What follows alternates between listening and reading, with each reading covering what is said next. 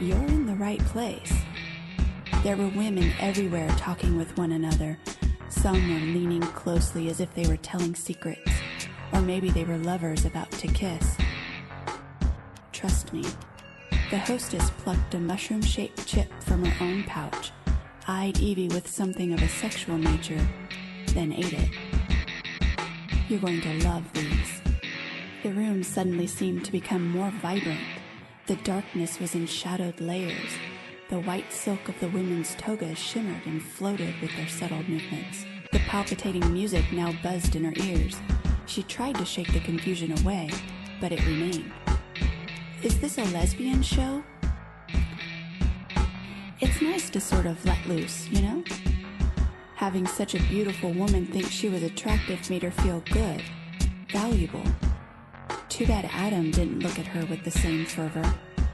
Her head was spinning a little. That was weird. She didn't taste alcohol in the tea. Suddenly, she didn't think those chips were just chips. But why don't I have a pair of wings like all the other women? She asked. The hostess, with a sly, sexy smile, said, Oh, you'll have to earn those. Agreed, a masculine voice said. Her head swam as she turned. She couldn't see a man anywhere. Who was that? She asked. That was Lucius, the hostess said. Would you like to meet him? There was now a man sitting in the chair with his chin on a single finger looking directly at Evie. His other hand was squeezing the breast of a woman. The top of her toga had been pulled to the side. She was on her knees. Her face was down, covered by both of her own hands. The poor woman looked absolutely mortified at such a public display, all of which made him frightening to look upon. He slowly walked towards her. It must have been a trick of the light, because as he came nearer, his hair became brown and then almost black. His face was perfect. It was too perfect. The peculiar dizziness came again, and then Evie wondered if maybe it was a hypnotist trick. She felt as though she was being pulled into a trance. Lucius's face became fuzzy and then clear, and then it suddenly changed altogether. His forehead bulged out with spines flanking his hairline. Eyebrow ridges and cheekbones seemed to become pointed, and his chin grew long, devilishly long. His preternatural look was suddenly gone, and now Evie was looking back at the flawlessly perfect face of Lucius the hypnotist once again. Welcome, he said. Thank you. She felt as though she was forgetting something, though. Then she asked, Are you hypnotizing me? The blonde laughed a soft, sexy laugh in Evie's ear, then pulled her away from the hypnotist. She led her to a couch that was on the other side of the tent, but she could still feel his eyes on her. He was also smiling. Her stomach did a couple of flip-flops, and then she suddenly felt her thighs become wet. Her knees were shaking. She suddenly wanted to fuck.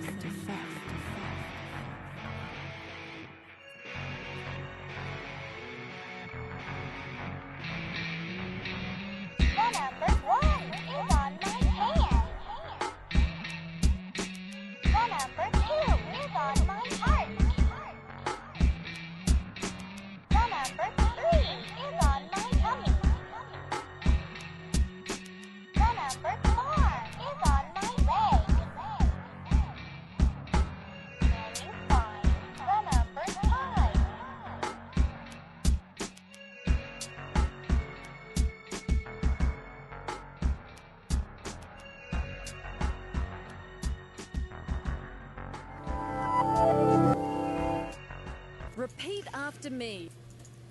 Now we're going to do the negative side of positive thinking. You guys know I like to throw you a curved ball or a curved dick, a banana-shaped cock coming from an elephant to a giraffe, because interspecies fucking leads to, well, Barco. Here's the negative side of positive thinking. I will succeed. I'm powerful. I'm strong and nothing in the world can stop me.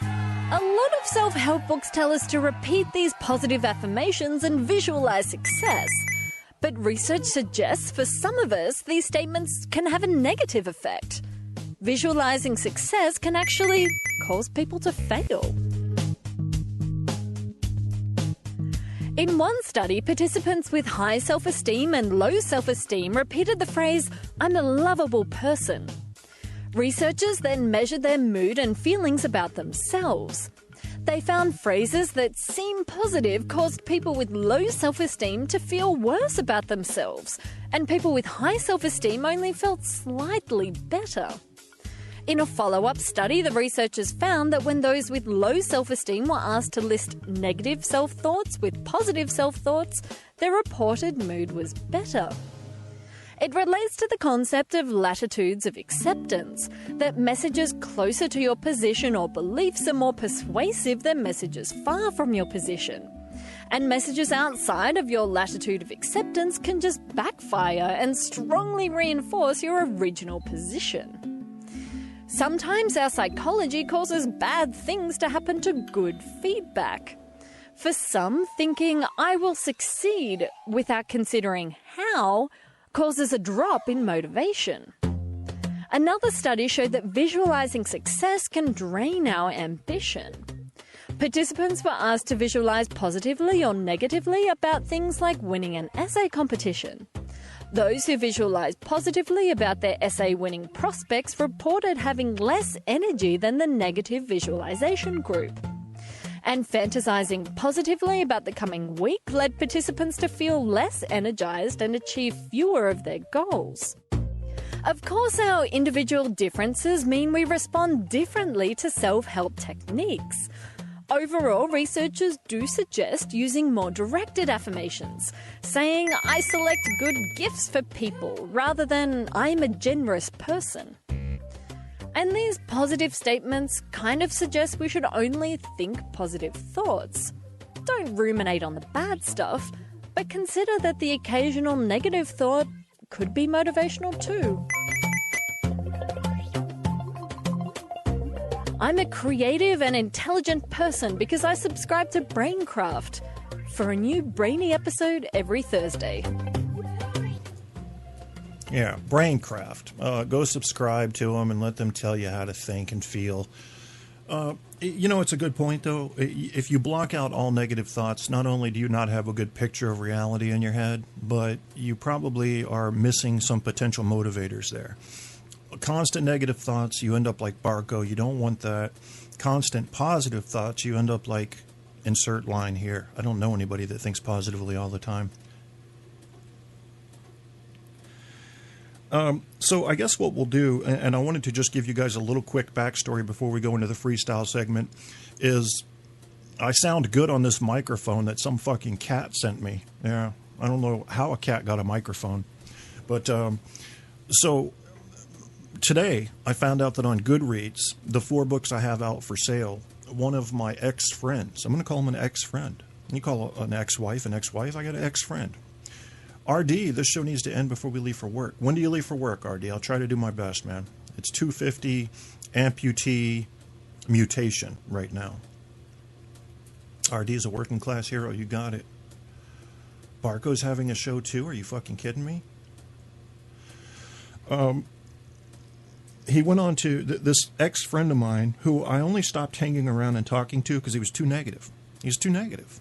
He's just negative all the time. Everybody was evil and incompetent, and you could see in this friend his own failures as the source of his anger. It was a sense of injustice. I don't know. I think it was his own self-hatred, you know. And I don't know about you. I'm not a person that likes myself that much. I'm very uninterested in myself. There's too much out there that I'm into. But he hated himself, I think, and that caused him to hate everybody else.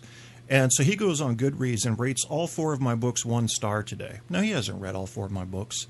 And what a strange behavior. I mean, this is elementary school behavior. You know, and you can do that. You can go on Goodreads and you can sign up for multiple accounts and rate my books 1 star. I don't care. But it says a lot more about you than it does about me. In fact, before we get into the freestyle segment, I've got some typed information up here. When Artie didn't tell me when you're a fucking troll from hell and you find ways to piss me off and you shouldn't, because I don't do anything to anybody. God damn it. Leave me alone. There's negativity bias. I'm going to share the link in the chat room. You guys are going to love this one, but I'm not going to read about it because it gets a little bit technical and you're all retarded. So I wouldn't want to do that. Wouldn't want to do that to you. Negativity bias. Yeah. This is when they're going to get into the Gestaltian psychology for you. I'll give you that there. And then I'm going to close it. Definitely something to look up. Let's see. Science Daily says what you say about others says a lot about you. Well, you've heard this. I mean, this has become almost, it came out of Wake Forest, but it's kind of almost a buzz term these days, a buzz sentence if such a thing exists. It says more about you than it says about the person you're speaking about when you get negative, you know. Your perceptions, and I'm quoting, of others reveal so much about your own personality, says Dustin Wood, assistant professor of psych at Wake Forest, lead author of the study. He says, by asking study participants to rate positive and negative characteristics of just 3 people, the researchers were able to find out important information about the raters' well-being, mental health, social attitudes, and how they were judged by others.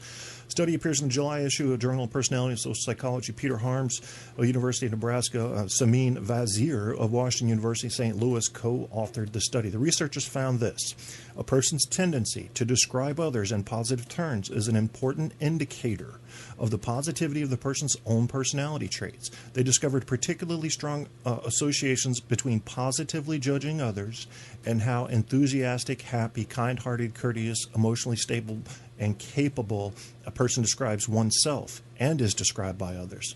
So if you're more likely to give people compliments than to attack them, you're more likely not only to think more highly of yourself, but others around you are more likely to think highly of you. And quote, seeing others positively reveals our own positive traits. Well, this isn't, you know, this has kind of become common knowledge in at least the present day vernacular of psychology, but it wasn't talked about a whole lot. The level of negativity the rater uses in describing the other person may indeed indicate that the other person has negative characteristics, but may also be a tip-off that the rater is unhappy, disagreeable, even neurotic, or has other negative personality traits. Raters in the study consisted of friends rating one another, college freshmen rating others they knew in their dormitories, fraternity, sorority members rating others in their organization. In all samples, participants rated real people, and the positivity of their ratings were found to be associated with the participants' own characteristics. So I think what you have here and what they're not talking about is the classic psychological phenomenon of projection. A person generally will find in others the things he hates about himself if he's a negative person. So what you really learn with all the clips I've played so far, and some of this reading you can do, is that when someone is always negative, it's A, coming from a place of pain, B, generally going to say more about them if you're in an analytic mood than it is about the person that they're criticizing, and C, from what I'm adding to it, I think you need to put distance and time between you and negative events or negative people, because it will rub off on you. It doesn't matter how positive you are. If you're around someone all the time that's negative, you need to get away from them. I don't care who it is. And I'm not saying to ignore that the negative things they point out in life don't exist. But if you're hearing it all the time, especially if it's about you, you got to get away from that shit. Seriously. I mean, do whatever you have to do. You can write a nice little note and tell them you're trying to make some changes in your life to get more positive and that you're going to stop hanging around people that are generally negative. You can do that.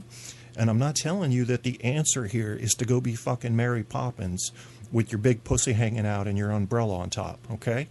And I don't know if she had a big pussy, I'm assuming, because of the big dress. But there's nothing wrong with a big pussy. Big pussy, small pussy, everybody's got a pussy that's a female, and they should be proud of their pussy, unless it looks like mashed potatoes, because then you need to see a doctor And you can ask Barco. You know, generally you don't want mashed potato pussy. You want, sliced ham pussy or possibly salmon pussy. You can have salmon pussy. Black and pink, there's nothing wrong with that. What are we talking about in the chat room besides salmon pussy? You need to slow down. KAK is big chimping. I'm not chimping. Now Kevin is talking about cats again.